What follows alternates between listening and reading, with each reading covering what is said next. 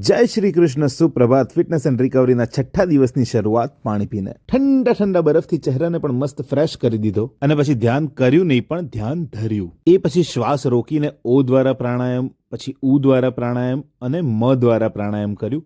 અને પછી ફરીથી આખું ઓમ પર પ્રાણાયામ કર્યું. પછી તાનપુરો લગાવી સફેદ ચાર ઉપર આ આકારમાં પ્રાણાયામ કર્યું. અને આજે 11 છે એટલે પ્રાણાયામ પર જ વધારે ફોકસ કર્યું છે. એટલે એ પછી આપણે અનુલોમ વિલોમ પ્રાણાયામ, ભસ્ત્રિકા પ્રાણાયામ, કપાલભાતી પ્રાણાયામ, ભ્રામરી પ્રાણાયામ વગેરે કર્યા. અને લેગ સ્ટ્રેચ અને ફોરવર્ડ બેન્ડ સ્ટ્રેચ કરીને આજનું વર્કઆઉટ કમ્પ્લીટ કર્યું. પછી નહીં ધોઈને રૂટીન પતાવીને કેલ્શિયમ રૂપે દૂધ લીધું અને થોડી વાર રહી અને 11 પ્રમાણે કેલ્શિયમ અને પ્રોટીન લીધું. આમ તો 11નો નક્કોડો ઉપવાસ હોવો જોઈએ, પણ 11માં લોકો 11 રસ ખાય છે એટલે ફરાળ લીધું અને પછી ટાંટિયાના ટીકડા. 4 વાગે પાછું એક કેળું ખાધું. સાંજે વર્કઆઉટ સ્કીપ કર્યું કારણ કે આજે રવિવાર હતો અને થોડુંક બોડીને પણ આરામ આપવો હતો. અને આજે નિધિસ ક્રેવ હબમાં બન્યા છે શ્રીનાથજી જેવા ક્રન્ચી ટેસ્ટી સાબુદાણા વડા.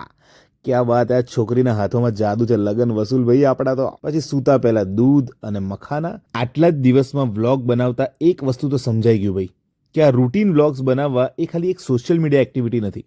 It's like a self monitoring. આપણે આમ પોતાની જાત સાથે ચીટિંગ કરતા હોઈએ ને તો તરત પકડાઈ જઈએ છીએ. બીજા ઘણા ફાયદા છે જેના વિશે આગળ વાત કરીશું, પણ અત્યારે સ્કિન કેર સાથે શુભરાત્રી. જય શ્રી કૃષ્ણ.